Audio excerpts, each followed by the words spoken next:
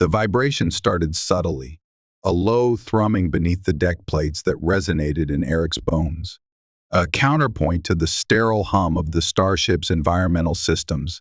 For 6 long months, this vibration had been his metronome, marking time across the unfathomable void separating Sol system from the Kepler 186 system, specifically its 5th planet, Veridia Prime.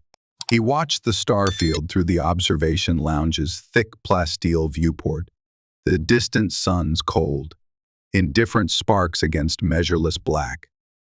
Solitude.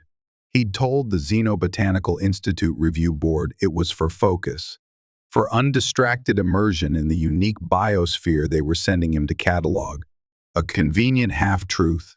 The real reason was quieter, sharper. Dr. Aris Thorne, his former mentor and collaborator, had systematically dismantled his research on extremophile adaptation, presenting Eric's key findings as her own at the Ganymede Symposium. The betrayal left a hollowness, a distrust of the collaborative spirit he once cherished. Veridia Prime, orbiting its dim red dwarf star far from academic backstabbing and stolen accolades, promised not just scientific discovery but refuge, a chance to heal, perhaps, or simply be forgotten for a while. Now, the vibration intensified, shifting pitch as the transport vessel shed interstellar velocity, maneuvering for orbital insertion. Veridia Prime filled the viewport, no longer a distant point of light but a world. Swirls of emerald and sapphire oceans mingled with continents cloaked in vegetation that, even from orbit, seemed unnervingly vibrant.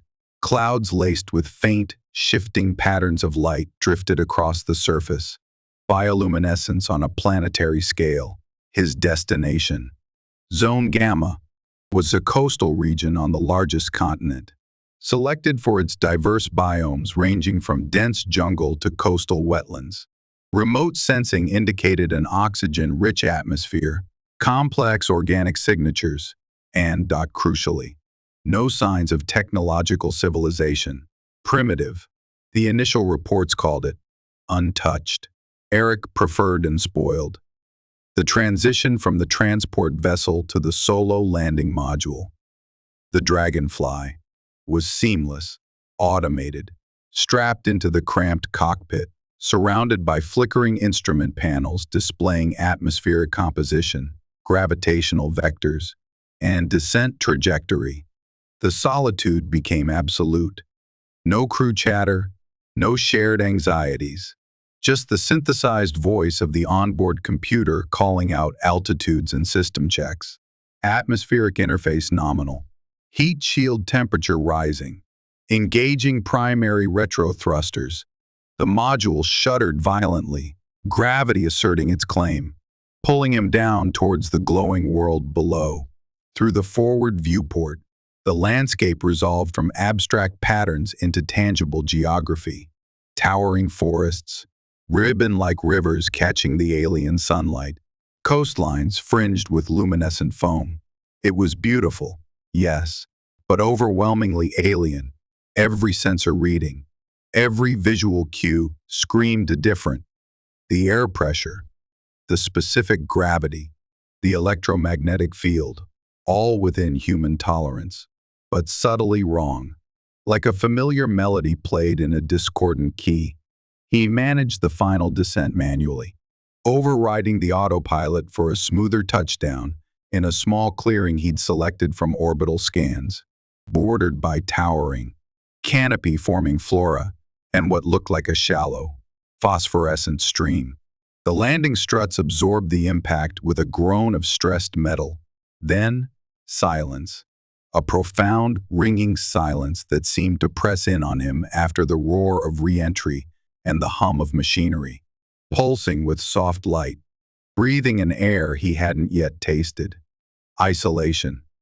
It settled over him now, not as a relief, but as a heavy cloak. Unsealing the hatch felt like breaking a pact with safety. The ramp lowered onto a carpet of electric blue moss that emitted a cool, soft light. The air that rushed in was thick, humid, carrying an olfactory chorus unlike anything Eric had ever experienced. Damp earth, yes, but overlaid with notes of cinnamon, ozone, something akin to rotting fruit but sweeter, and a sharp, metallic tang that tickled the back of his throat. He extended a handheld atmospheric analyzer, watching the readings stabilize. Oxygen levels high, nitrogen lower than Earth standard, significant traces of argon, methane, and several complex organic compounds the sensor library couldn't identify. Breathable. Technically. He took a tentative breath, then another. It felt heavy, substantial in his lungs. The scale of the place was humbling. Trees soared to impossible heights, their bark not rough and brown but smooth grayish-white, and etched with intricate patterns of flowing green light, like living circuits. The canopy overhead was a dense lattice of enormous leaves, filtering the weak red light of the Kepler star into a perpetual twilight, illuminated primarily by the pervasive bioluminescence of the forest itself. Giant ferns with fronds tipped in orange light unfurled like curious hands. Vines thick as pythons snaked between trunks, dripping water or perhaps some thicker sap, and hosting clusters of bell-shaped flowers that pulsed with soft, internal light and emitted faint, resonant chimes whenever a breeze stirred the heavy air. The ground wasn't soil as he knew it, but a deep, springy layer of interwoven roots, decaying organic matter, and the ubiquitous glowing moss, setting up the inflatable habitat dome. The hab felt like an act of defiance, a tiny bubble of familiar Terran order against the overwhelming alienness. He worked methodically, anchoring the base, inflating the multi-layered shell, connecting the power systems to the dragonfly's generator. Then came the deployment of the scientific instruments, atmospheric sensors on extendable masts, soil composition probes driven into the mossy ground, wide-spectrum bioscanners, and the automated sample collection arrays.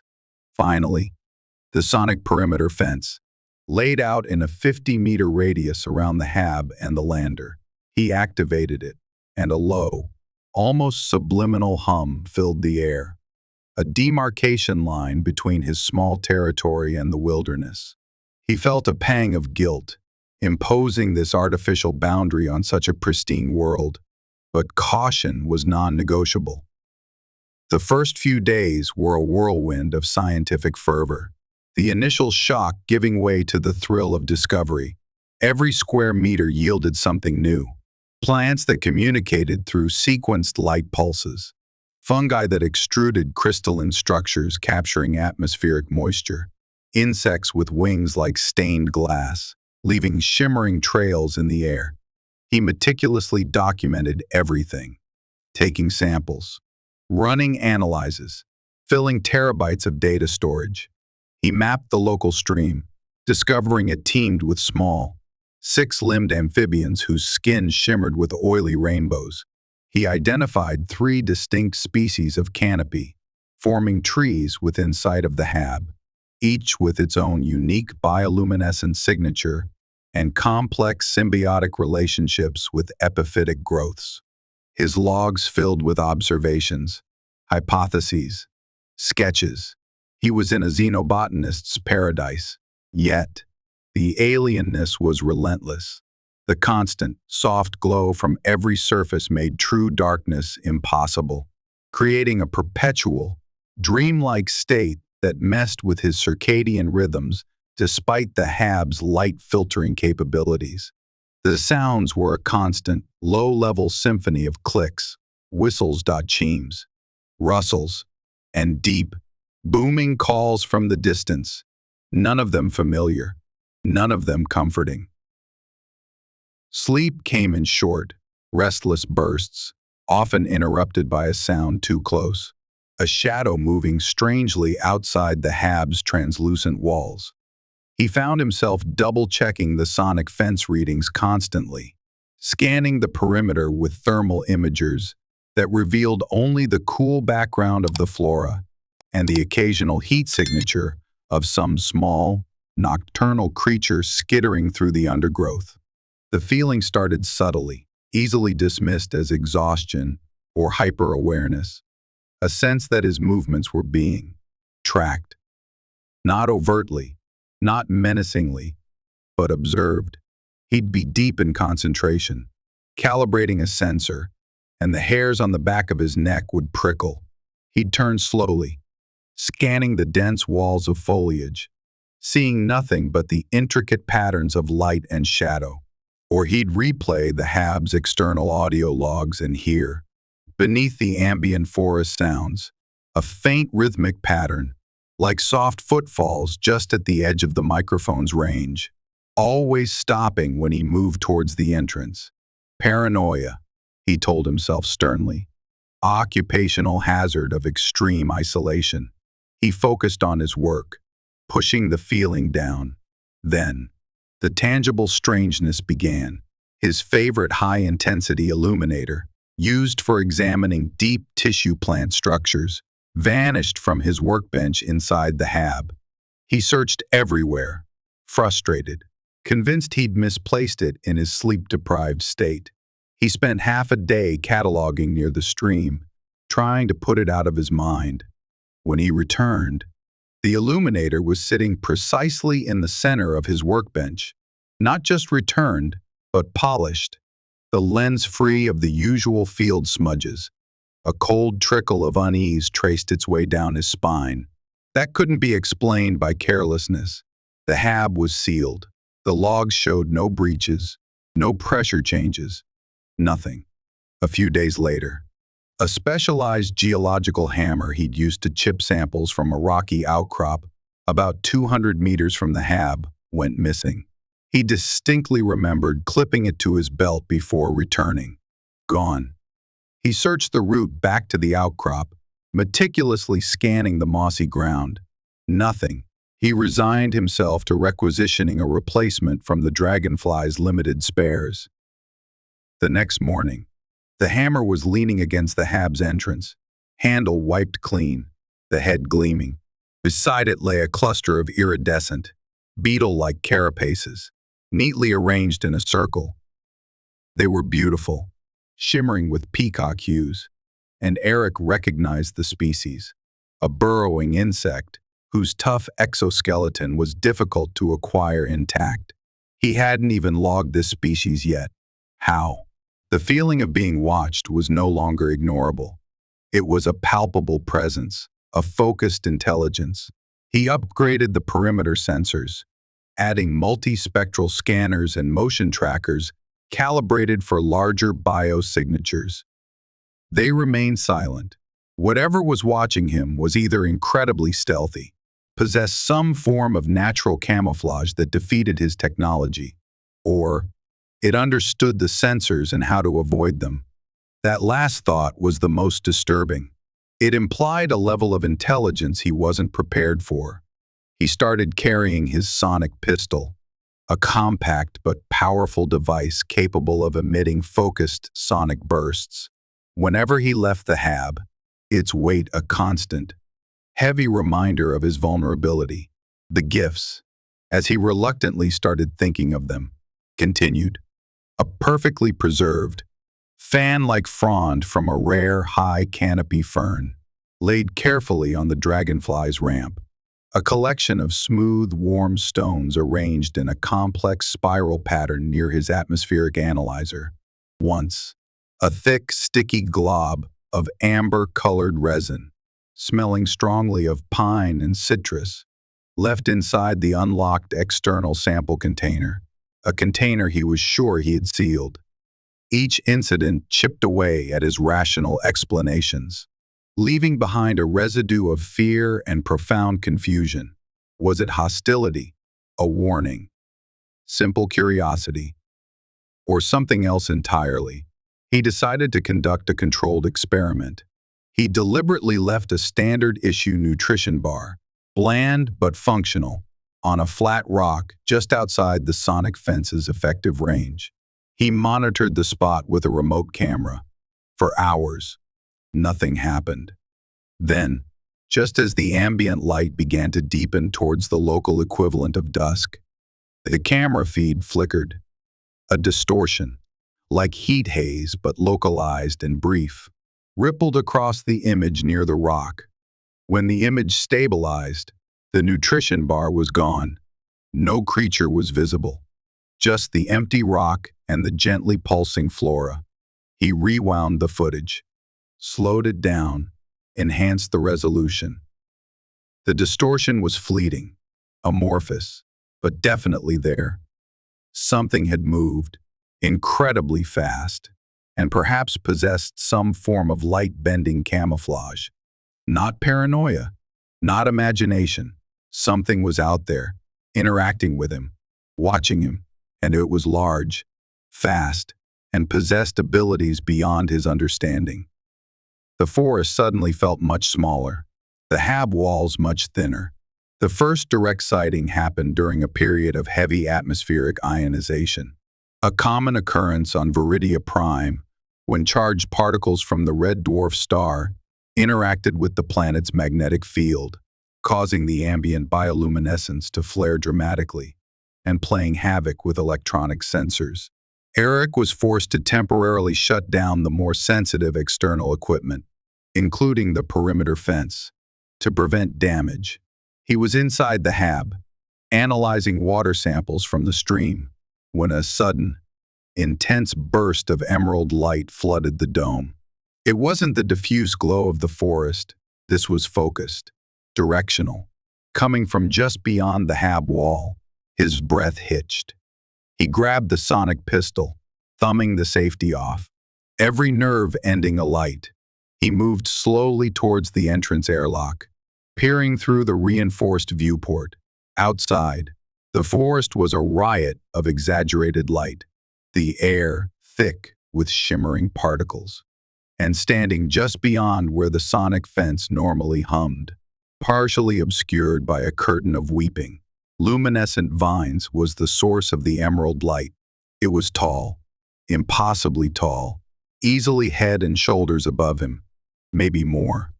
The form was difficult to resolve clearly through the swirling light and intervening foliage, but he could see powerful limbs, a torso thick with muscle or dense fur, and a head held high.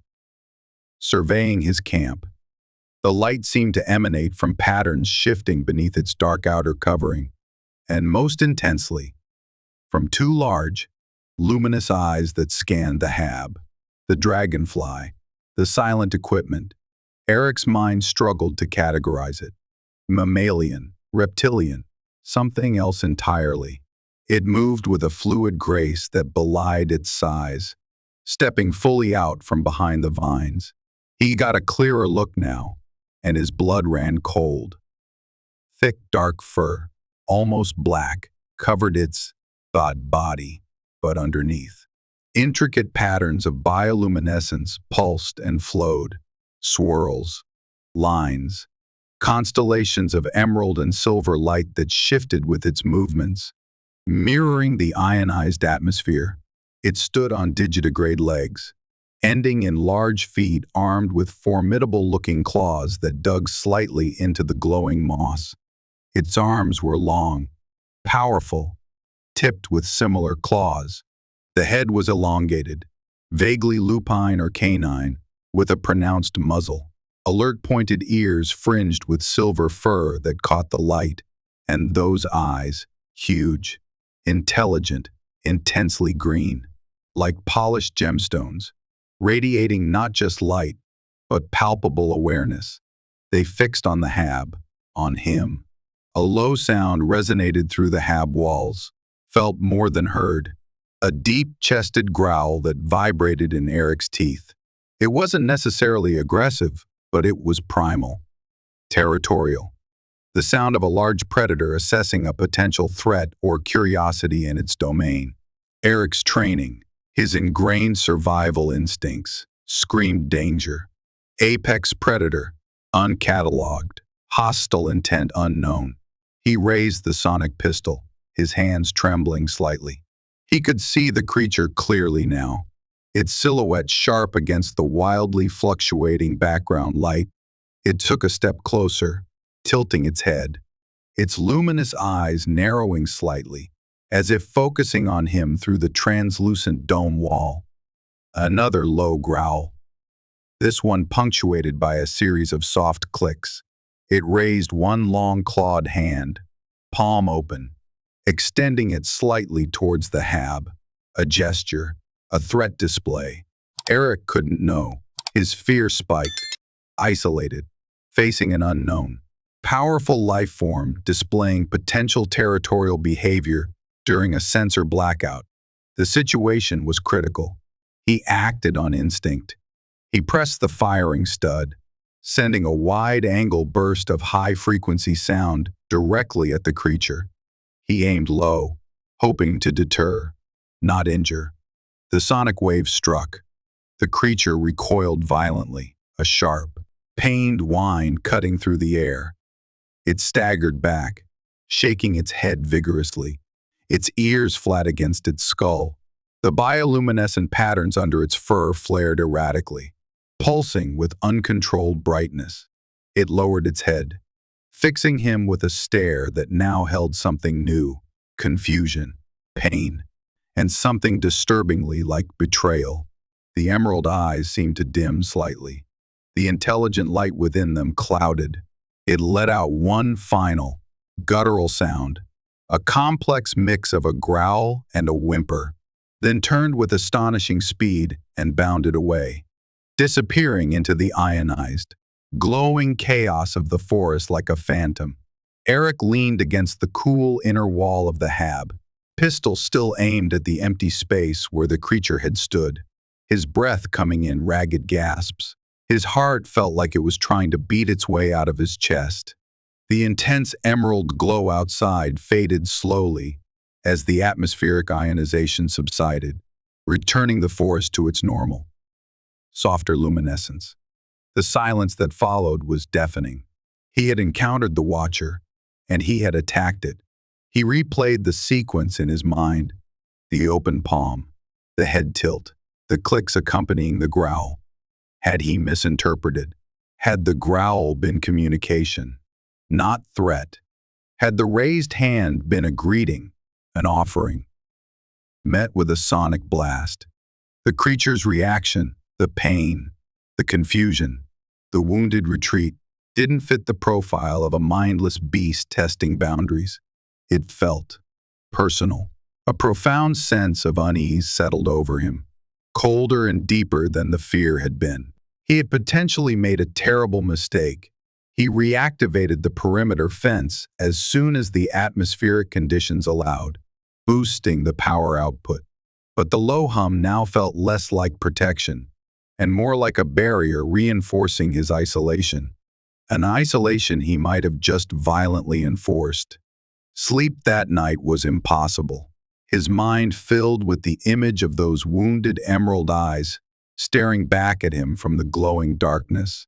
The forest seemed quieter in the following days, or perhaps Eric was just more attuned to the absence of the specific, subtle signs he now associated with the creature's presence. No more inexplicable sounds just beyond the camp perimeter. No more fleeting distortions at the edge of his vision. No more mysterious gifts appearing by the hab door. The feeling of being watched had vanished, replaced by a heavy sense of emptiness and, increasingly, regret. He continued his work, but the enthusiasm was gone, replaced by a mechanical going through the motions. He found himself scanning the dense tree line constantly, hoping for, yet dreading, another glimpse of the tall, furred figure. He reanalyzed the recording of the growls and clicks from the encounter, running them through linguistic pattern recognition software. The results were inconclusive, but suggested complex, non-random structures, hinting at language. He reviewed the sensor logs from before the ionization event, looking for any trace, any clue he might have missed. He found faint, intermittent energy signatures around the camp perimeter over the past few weeks, signatures that didn't match any known local fauna or geological activity. They were strongest near the locations where the gifts had appeared, stealthy, intelligent, curious, and he had shot at her. He started referring to the creature as her in his logs. A subconscious acknowledgement of the sentience he now felt certain she possessed. He felt a growing conviction that he needed to make amends, to try and bridge the gap his fear had created. But how? What gesture could possibly undo his hostile first contact? He thought about the items she had left, the clean tools, the beetle carapaces, the rare fern frond, the resin. They were items she clearly understood held some value or utility to him, gleaned from observation. Perhaps he could offer something that demonstrated his own understanding, his own peaceful intent. He searched his limited personal belongings. Books were useless. Tools seemed inappropriate now. He settled on a small handheld nutrient synthesizer, a compact device capable of producing basic nutritional paste from atmospheric moisture and trace elements. It represented sustenance, creation rather than destruction. It was complex, clearly technological, but its function was life-sustaining. He placed it carefully on the same flat rock where the nutrition bar had disappeared, just outside the now deactivated sonic fence. He left the fence off, an act of trust, or perhaps foolishness. He didn't know which. For 3 days, the synthesizer sat untouched. The forest remained quiet, seemingly indifferent. Eric's hope dwindled. He had driven her away permanently. His chance for understanding, for contact, was lost. He continued his work list Leslie on the 4th morning. As the dim red sun cast long, distorted shadows through the glowing forest, he approached the rock. The synthesizer was gone. In its place rested a single object, a smooth, dark river stone, about the size of his palm, etched into its surface with remarkable precision. Clearly using a sharp point like a claw, was a detailed carving. It wasn't his face this time. It was a representation of the nutrient synthesizer, perfectly capturing its shape and key external features. Below it was another symbol, simpler, a circle with a wavy line extending from it. A symbol he vaguely recognized from ancient petroglyphs depicting water or rivers. An acknowledgement, an understanding of the object's function, maybe even forgiveness. He picked up the stone, its coolness seeping into his hand. It felt like a key, a tentative reopening of a door he thought he had slammed shut. The dynamic shifted.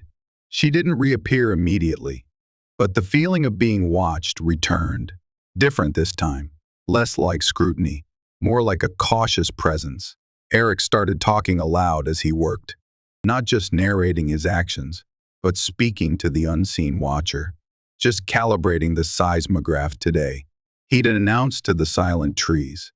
Interesting geological activity to the north. Or, trying to synthesize a protein supplement. Hope it works. He felt absurd, but it seemed important to project normalcy, non-aggression. Occasionally, he thought he heard a soft chuffing sound from the dense foliage, or saw a flicker of emerald light deep within the shadows, but she remained hidden. He continued leaving small items on the rock, a self-heating water pouch, a packet of Terran seeds sterilized, of course, a brightly colored piece of woven fabric. Each morning, the item would be gone, replaced by something else. A cluster of glowing crystals that hummed with low energy, a braid woven from different colors of luminous moss, a large, hollowed-out gourd filled with sweet, clear water.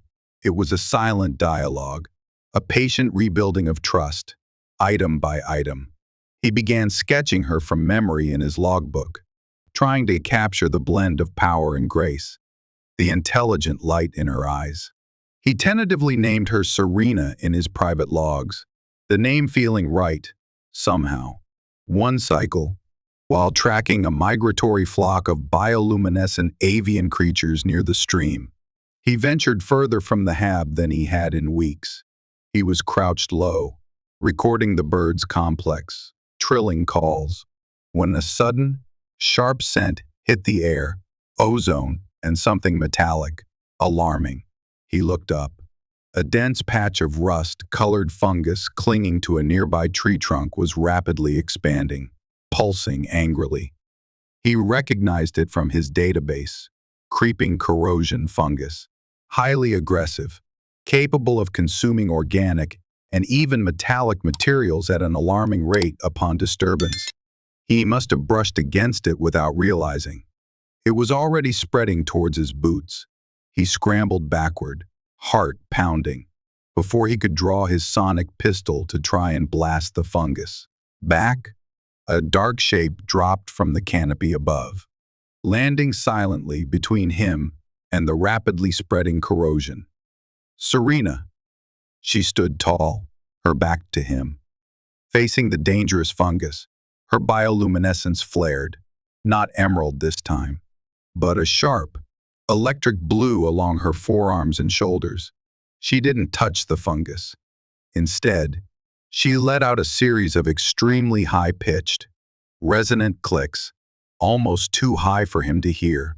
The air around the fungus seemed to shimmer, vibrate. The rapid expansion slowed, stopped, then visibly recoiled, contracting back towards the tree trunk, its angry pulsing fading. Serena kept the clicks going for another minute, then fell silent. The fungus remained dormant, contained. She turned slowly, her usual emerald glow returning. She looked at him, then down at his boots, then back at the neutralized fungus. She made a soft, low rumble in her chest, then tilted her head, as if asking if he was all right. Eric could only stare, astonished. She hadn't just appeared, she had intervened, using some kind of sonic ability to neutralize a direct threat to him. "Thank you," he breathed, the words inadequate. You saved me." Again.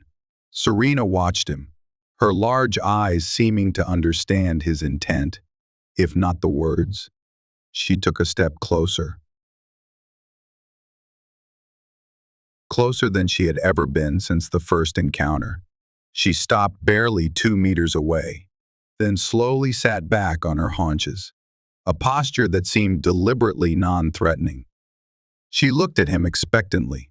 This was it, the moment for real communication, however rudimentary. Eric slowly sat down on the mossy ground, mirroring her posture as best he could. He pointed to himself. "Eric." He repeated it slowly. "Eric." Serena watched his mouth, her head tilted, ears swiveling slightly. She opened her mouth, revealing surprisingly blunt molars alongside sharp canines, and made a sound, a low guttural click followed by a softer drawn-out re-sound. "K-tree," she seemed to say. Not quite Eric, but an attempt, a definite attempt. He grinned. Feeling a ridiculous surge of elation, he pointed to her. "Serena," he said, using the name he'd given her.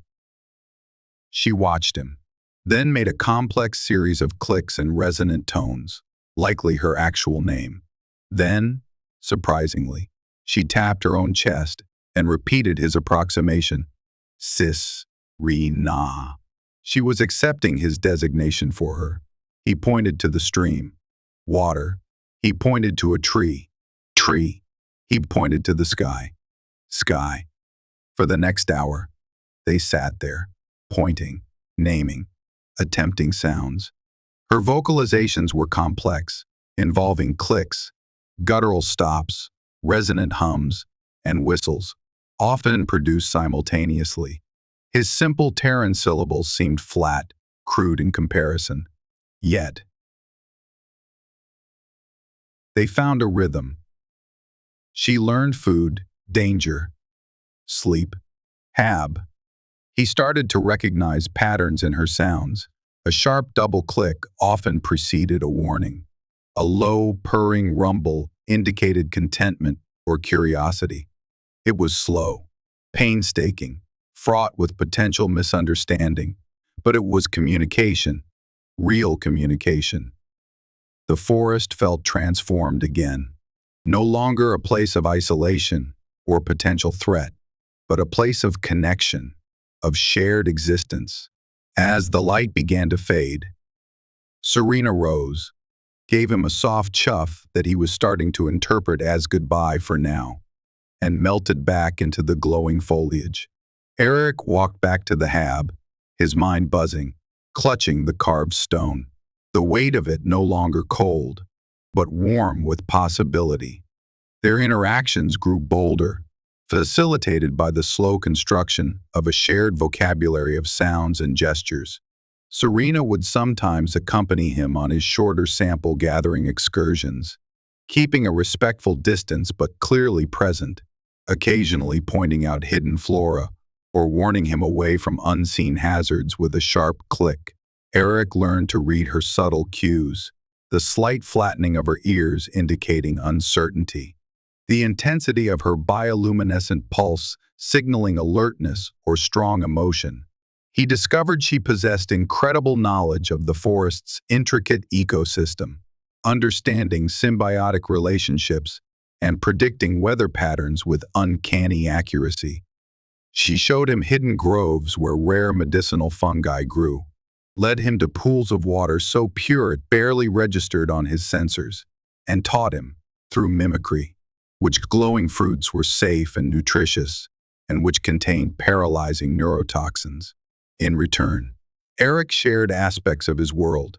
He showed her star charts on his data slate, pointing out the distant dot of Kepler 186 and the even more distant spark of Sol.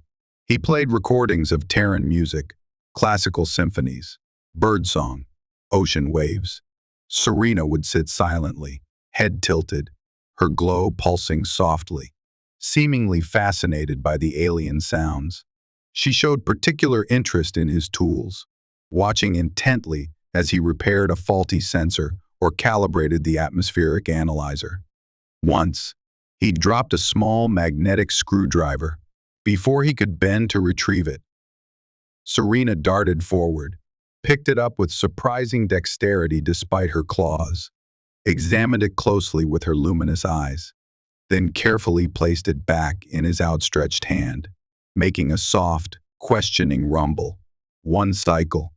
She led him deeper into the forest than ever before, towards a region where the giant trees were ancient, their bark thick and gnarled, their light dimmer, softer, like embers compared to the brighter glow nearer the coast. The air here felt heavy, still, carrying the scent of deep earth and slow decay. She brought him to the base of the largest tree, a true behemoth whose upper branches disappeared into the perpetual twilight hundreds of meters above. Carved into the massive trunk, worn smooth by time, were symbols, thousands of them, complex geometric patterns, stylized depictions of forest creatures, and repeating motifs that looked remarkably like the figures she had first shown him in the tunnel carvings, beings shaped like herself. It was a history book written on living wood. Serena gently touched some of the carvings, her claws tracing the ancient lines, and emitted a series of low, mournful sounds, a story told in grief and resonance. Eric felt a profound sense of sorrow emanating from her, the weight of loss, of loneliness. This was clearly a place of immense significance, a monument to her people. He reached out, hesitantly placing a hand on her furred shoulder. She leaned into the touch slightly, a silent acknowledgement of shared sorrow. As they were examining the carvings, a sudden, piercing shriek echoed through the ancient forest, high-pitched, unnatural, painful. It was followed by the sharp crackle of energy weapons. Both Eric and Serena froze, instantly alert. Serena's ears flattened, a low growl rumbling in her chest, her bioluminescence flaring a dangerous crimson. More shrieks, closer this time, accompanied by sounds of struggle, crashing foliage. Serena looked at Eric, her eyes wide with alarm, then bolted towards the source of the sounds, moving with terrifying speed. Eric, after a moment's hesitation, followed, drawing his sonic pistol. They burst into a large clearing dominated by strange, bulbous plants that pulsed with orange light. Several smaller creatures, vaguely resembling six-legged deer with feathery antennae, lay dead or dying on the mossy ground, their hides smoking from energy burns. And in the center of the clearing stood three figures in black environmental suits, bearing the unmistakable insignia of Omni Corp. They were trying to restrain another of the deer like creatures with energy nets, the animal shrieking in terror and pain. Standing slightly apart, observing the operation with cold detachment, was a fourth figure in a silver-trimmed suit, holding a datapad. Eric recognized the posture, the suit. It had to be the commander he'd glimpsed during the landing, Thorn. Before Eric could shout or react, Serena exploded into action. She let out a deafening roar, a sound far more powerful and aggressive than any he had heard from her before, and launched herself at the Omni Corp soldiers. She moved like a dark whirlwind, a blur of fur and claws and flashing crimson light. She didn't aim to kill, Eric realized, but to disable, disarm, disrupt. She slammed into one soldier, sending him crashing into the pulsating plants, his weapon flying from his grasp. She dodged energy blasts from the other two, weaving between them, using her claws to shred their energy nets, freeing the terrified deer creature which immediately bolted into the forest. She disabled another soldier's weapon with a well-aimed swipe, then spun, delivering a powerful kick that sent the third stumbling back. Thorn, the commander, watched the chaos impassively, then raised a sleek silver pistol. He didn't aim at Serena. He aimed directly at Eric. Colluding with Asset Prime, you will cease interference and surrender immediately. Asset Prime is Omni Corp property. Asset Prime, that's what they called her. Not a sentient being, just an asset. Property, rage. Cold and sharp, surged through Eric. She's not property, he yelled back, stepping into the clearing, raising his own sonic pistol, though he knew it was likely useless against Thorn's shielded suit. Leave her alone, Thorn chuckled, a dry, humorless sound. Naive. Asset Prime possesses unique genetic markers, potentially worth trillions, including remarkable sonic manipulation abilities, it seems. A living weapon, Dr. Ryland, far too valuable to leave roaming free. Now, surrender, or we will be forced to use lethal force against both you and the asset.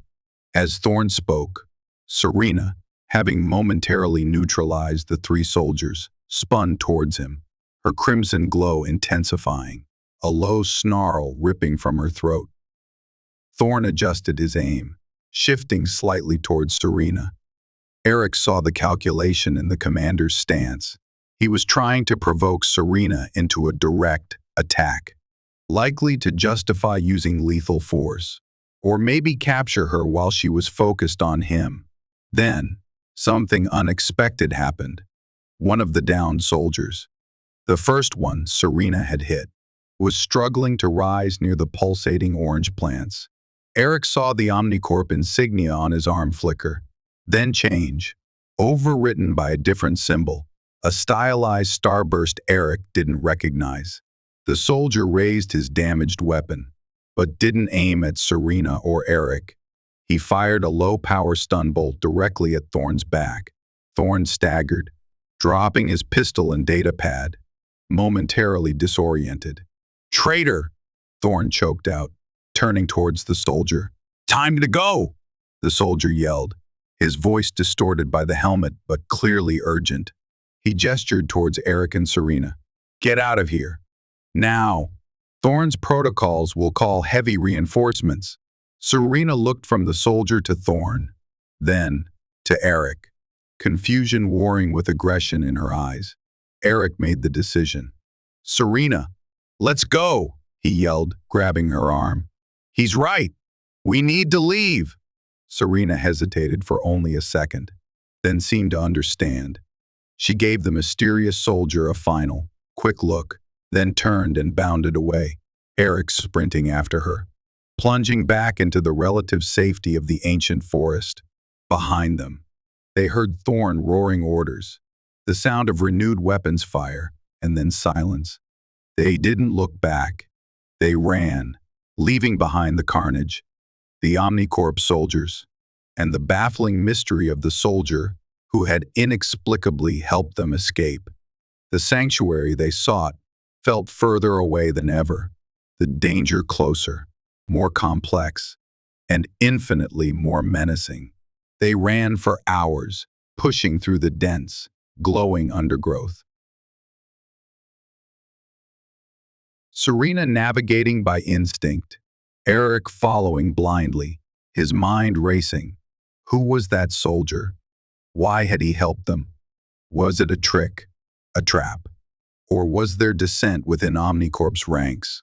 And Thorn, his cold certainty, his utter disregard for Serena as anything other than Anisette, chilled Eric to the bone. Omnicorp wouldn't stop. They knew Eric was helping her now. They both had targets on their backs. "Where are we going?" Eric gasped, struggling to keep up as Serena led them down a steep, vine-choked ravine. Serena paused, looking back, her breath coming in deep pants, her glow still tinged with residual crimson flashes of adrenaline.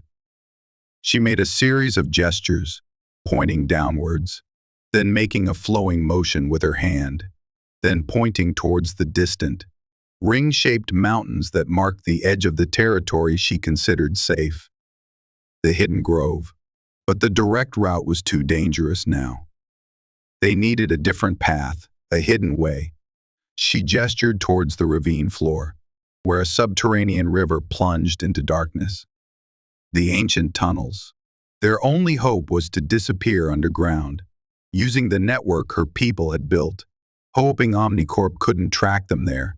Entering the tunnel network again felt different this time. Not a discovery, but a desperate flight into the planet's hidden depths. Serena moved with certainty through the echoing darkness, her own bioluminescence providing a soft, moving light source, occasionally supplemented by Eric's hand light when they navigated particularly treacherous passages or examined junctions marked with faded symbols. The air was cool, damp, smelling of wet stone and minerals. Water dripped constantly, forming pools in low-lying areas, feeding strange, eyeless, phosphorescent creatures that scattered from their light. Eric noticed fresh Omnicorp probe marks near one of the upper entrances they passed, small boreholes, discarded sensor fragments. They were already trying to map the network. Time was running out. As they rested in a larger cavern chamber, its walls covered in intricate carvings depicting Serena's people interacting with the forest, Eric voiced his thoughts. "That soldier, back there, he helped us." "Why?" Serena sat quietly, tracing one of the carvings with a claw. She looked at Eric, then made a complex series of clicks and whistles, accompanied by gestures. Eric struggled to interpret. She seemed to be conveying uncertainty, but also recognition, not of the soldier himself, but perhaps the insignia he displayed.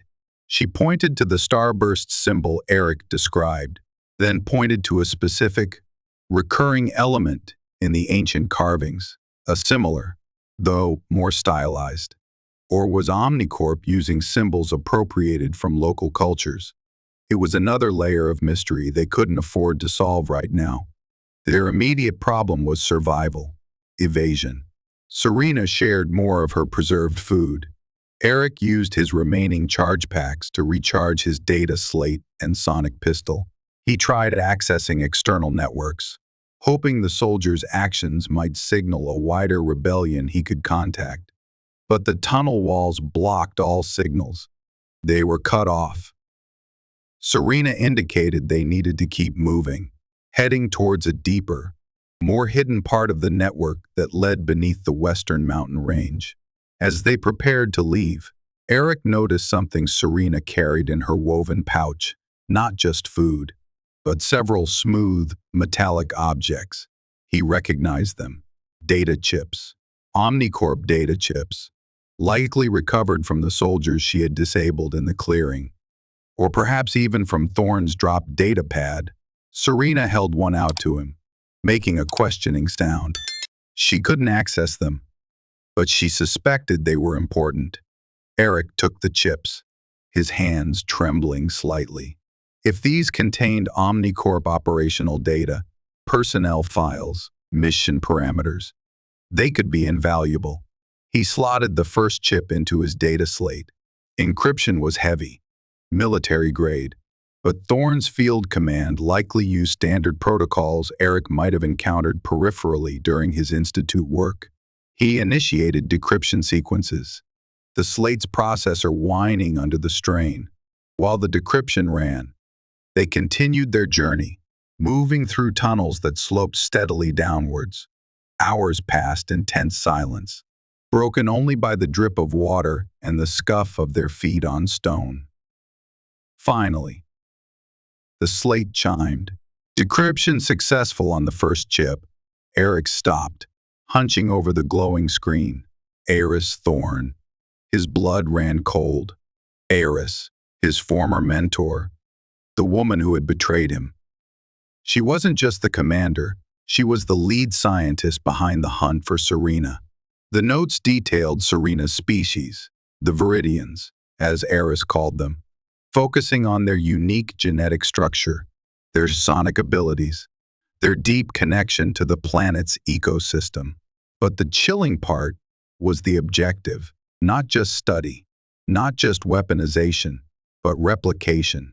Eris was trying to isolate the genetic sequences responsible for the Veridians' abilities to splice them into Omni Corp bio-soldiers, creating controllable versions. Serena wasn't just an asset to be captured, she was a template to be copied and discarded. And the notes mentioned previous failed acquisition attempts resulting in necessary pacification of local resistance, confirming Eric's fears about the fate of Serena's tribe. Eris Thorne. He found encrypted messages between Thorne and an unknown operative using the Starburst insignia codenamed Lyra. The messages were terse coded, speaking of mitigating collateral damage, protecting primary biological resources, and alternative containment protocols. Lyra was clearly working against Thorne's more brutal methods, possibly trying to sabotage the operation from within. The soldier in the clearing must have been one of Lyra's contacts. They weren't alone in opposing Thorne. The third chip yielded the biggest prize, schematics and operational details for a massive geothermal power relay Omni Corp was constructing nearby, using it to power their expanding operations and, ominously, a deep-bore genetic extraction facility. The relay was their logistical linchpin, and according to the data, it had a critical vulnerability, a primary coolant conduit accessible through an old mining shaft linked to the Veridian tunnel network. Sabotaging that conduit wouldn't just cripple their power, it could cause a catastrophic overload, potentially destroying the nearby extraction facility as well. It was incredibly risky, but it offered a chance to stop Thorne, expose Omni Corp, and protect Serena, all at once. Eric explained the situation to Serena as best he could, using gestures, sketches on the tunnel walls, her emerald eyes dark with understanding, her glow pulsing with controlled anger. When he pointed to the coolant conduit and made a gesture for destruction, she didn't hesitate. She nodded, a fierce determination hardening her features. She then tapped the slate, pointing to the Lyra communications, then made a gesture for help orally. Should they try to contact Lyra? Eric considered it. It was risky. trusting an unknown internal faction. But Lyra clearly opposed Thorne's methods. They might need help dealing with the fallout of the sabotage. He found an emergency broadcast frequency Lyra used in the logs. He composed a short, encrypted message. Asset Prime and Rogue, initiate relay sabotage. Coolant conduit access via Shaft 7. Request support mitigating fallout. Veritas. He used the last word deliberately, truth, hoping Lyra would understand. He set the message to broadcast on a time delay, activating only after they were deep within the access shaft, minimizing the risk of immediate detection. Their path now had a clear, desperate objective. Serena led them through twisting side tunnels towards Shaft 7, a relic of earlier, less intrusive off-world mining operations Omni Corp had likely taken over. The air grew warmer, vibrating with the distant thrum of heavy machinery. They found the shaft entrance sealed with a heavy plasteel door. Omni Corp guards patrolling outside. Getting past them required a combination of Serena's stealth and sonic abilities and Eric's technical skills. Serena used focused, low-frequency pulses to temporarily disable the guards' helmet comms and localized sensors, creating pockets of confusion. Eric, under the cover of this sonic disruption, bypassed the door's electronic lock using an interface device jury rigged from his slate and parts scavenged from a damaged Omni Corp probe they found earlier. Inside, the shaft descended steeply, catwalks clinging to the rough-hewn rock walls, the air thick with heat and the smell of ozone. Far below, they could see the pulsating glow of the geothermal tap, feeding energy into the massive relay structure, and branching off the main shaft, just as the schematic indicated, was the coolant conduit, a pipe easily 3 meters in diameter, humming with the flow of super-chilled fluid. They needed to breach it, introduce something that would react violently with the coolant or cause a blockage leading to critical overheating. Eric had salvaged chemical reactants from his geological kit, volatile compounds used for breaking down rock strata. Combined, they should trigger a powerful exothermic reaction. Serena, meanwhile, used her strength to pry loose heavy chunks of rock from the shaft wall, ready to drop them into the conduit after the breach to ensure a catastrophic blockage. They worked quickly, silently, suspended on a narrow catwalk hundreds of meters above the geothermal tap. Eric planted the chemical charges against a maintenance junction on the conduit, setting remote detonators linked to his slate. Serena positioned the rocks, balancing them precariously on the edge. The tension was unbearable. Any slip, any unexpected patrol would mean death. Just as Eric armed the final charge, his slate pinged. An incoming encrypted message on Lyra's frequency. Message received. Veritas acknowledged. Support inbound. Clear blast radius. Aris is compromised. Compromised. What did that mean? Before he could process it, warning klaxons blared throughout the shaft. Red lights flashed. They had been detected. Now! Eric yelled. He triggered the detonators. The explosion ripped through the conduit junction, tearing a jagged hole in the thick pipe.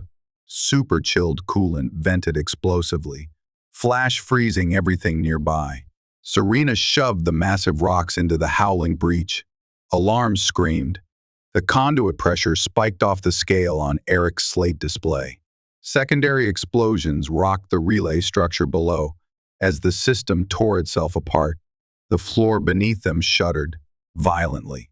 Automated voice warnings echoed. Containment failure imminent. Evacuate immediately. Omni Corp soldiers appeared on catwalks above and below, firing wildly. Energy bolts ricocheted around the shaft. Eric and Serena scrambled back towards the tunnel entrance, dodging debris and blaster fire. A section of catwalk above them collapsed, raining down metal and rock. Serena pulled Eric clear just in time. They reached the tunnel entrance as the entire relay structure below began to glow cherry red, buckling under the immense heat and pressure. Just as they plunged back into the relative safety of the Veridian tunnel, they saw another figure emerge onto a catwalk near the shaft entrance, Eris Thorn. Her silver-trimmed suit was scorched, her helmet gone, revealing a face contorted with fury. But she wasn't looking at them. She was firing her pistol back down the shaft at incoming Omni Corp soldiers, regular soldiers, not Lyra's faction. Then, several figures in subtly different armor, marked with the starburst insignia, rappelled down from hidden alcoves, engaging Thorn's soldiers, providing covering fire. Lyra's support had arrived.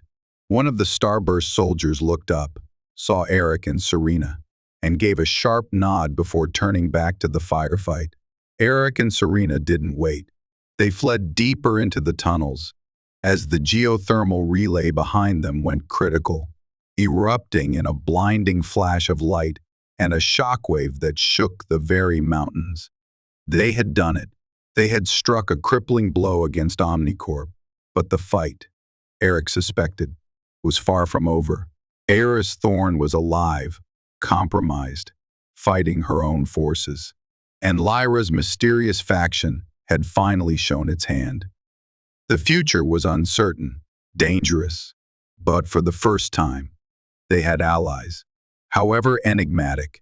In the aftermath of the relay's destruction, chaos gripped the Omnicorp operation.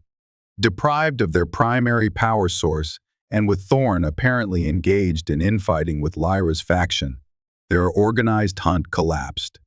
Eric and Serena, guided by cryptic updates received via Lyra's frequency on Eric's slate, navigated the deeper tunnels towards the rendezvous point Lyra had designated, the hidden grove Serena knew as Sanctuary. The journey was fraught with tension, passing through sections of the network damaged by the explosion's shockwaves, occasionally encountering disoriented Omnicorp patrols or automated defense systems gone haywire. Lyra's updates confirmed Eris Thorn had been captured, but also warned that remnants of her loyalist forces were still active, operating without central command. Finally, after navigating the underwater passage beneath the glowing waterfall, they emerged into the sanctuary grove. It was just as Eric remembered, perhaps even more beautiful, in the wake of the darkness they had traversed. Ancient trees dripped golden light, moon-furred creatures drifted peacefully, and the air hummed with tranquility. But they weren't alone. Waiting near the shimmering stream were two figures clad in the starburst-marked armor. They removed their helmets as Eric and Serena approached. One was the soldier who had helped them in the clearing. The other was a woman with sharp, intelligent eyes and streaks of gray in her dark hair.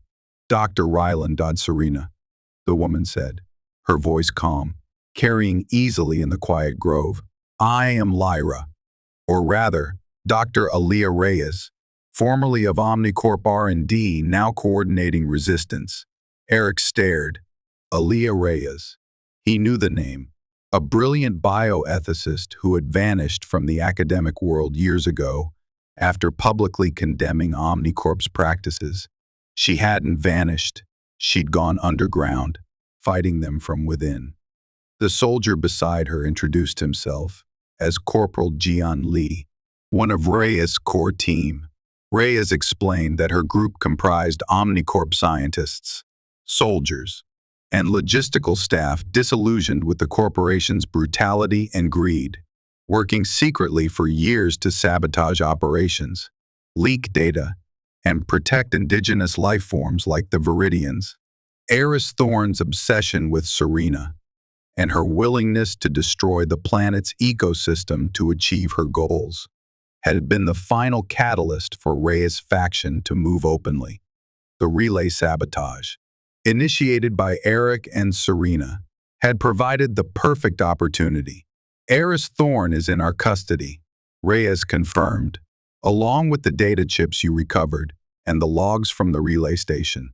We have enough evidence of illegal experimentation, planetary contamination, treaty violations, and genocide to dismantle Omni Corp's entire Veridia operation. Perhaps the corporation itself. Once we transmitted to the Interstellar Accords Council, she indicated a sophisticated communication device Lee was setting up, shielded within the Grove's unique electromagnetic field. Your actions, Dr. Ryland, and yours, Serena, were pivotal. You've done more than just save yourselves. You may have saved this entire world. Serena watched Reyes intently, listening to her tone, observing her calm demeanor. She made a series of soft clicks, then gestured towards Reyes, then towards the ancient carvings depicting the starburst symbol. Reyes nodded, understanding dawning in her eyes. Yes, she said softly. Omni Corp appropriated many symbols, but the starburst. My ancestors were part of an independent ethno-conservationist group that visited Veridia centuries ago, long before Omni Corp.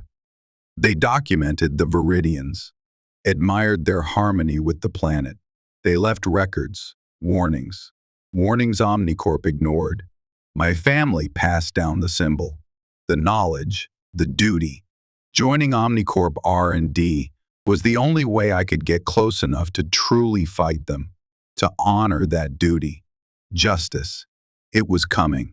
Not just survival, but a reckoning for Omni Corp, for Eris Thorn, for the destruction wrought upon Serena's people and her world. While Reyes and Lee prepared the encrypted data burst, Eric and Serena walked towards the edge of the stream. The relief was immense, but tinged with uncertainty about the future. What happened now? Would Eric be recalled? Would Serena remain here alone? The last guardian of a recovering world. He looked at her, at the intelligence in her luminous eyes, the strength in her posture, the history etched into her very being. He thought of his old life, the sterile labs, the academic politics, the hollowness left by Eris's betrayal. It felt a universe away, insignificant. Serena, he began, then stopped, unsure how to phrase the question, the hope. Serena looked at him, then gently reached out, her clawed hand resting briefly on his arm. She made a soft, rumbling purr, then pointed towards the ancient trees, towards the shimmering stream, towards the heart of the grove. Then, she pointed to him, and then to herself. Her meaning was clear. Home. Together. Eric felt a profound wave of emotion, relief, gratitude, love. He covered her hand with his own. Yes, he whispered. Home. Reyes approached them later.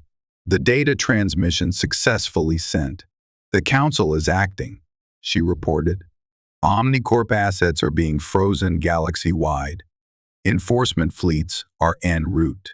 Eris Thorn will face trial. GN and I must leave soon. Coordinate with the incoming authorities. What about you, Dr. Ryland? Eric didn't hesitate. My place is here. My work, my life, it's here now. Reyes smiled, understanding in her eyes. The Accords Council will need official testimony, documentation of Veridian sentience to grant planetary protection status. Your logs, your experiences, they will be crucial. We can relay your reports. I'll prepare everything, Eric promised. As Reyes and Lee prepared to depart through the hidden tunnel, Reyes paused. The Veridians were believed extinct, she said softly, looking at Serena with respect. You are living proof of resilience. Serena, your people's legacy endures. Protect this place. Heal. Serena dipped her head in acknowledgement, a silent promise. The grove felt quieter, yet more complete. After Reyes and Lee departed, the threat was neutralized, justice was in motion, and the future, while still holding challenges, was theirs to shape. Eric watched Serena as she stood by the stream, her emerald gaze fixed on the glowing canopy above, her bioluminescence pulsing with a calm, steady rhythm. He went to stand beside her. She leaned against him slightly, a familiar gesture of comfort and trust that now felt deeper, permanent. He thought of the journey, the fear, the misunderstanding, the shared danger, the slow blossoming of trust and love across an impossible divide. He had come to Veridia Prime seeking solitude, escape. He had found connection, purpose, a home, and a love more profound than he could have ever imagined. Looking out at the luminous sanctuary around them, feeling Serena's warmth beside him, Eric knew he wouldn't trade it for anything in the universe. The hunt was long over. What remained was life, shared beneath the glowing boughs of an alien world they would protect. Together. The ending wasn't just happy, it was earned, resonant, a testament to hope found in the most unexpected of places.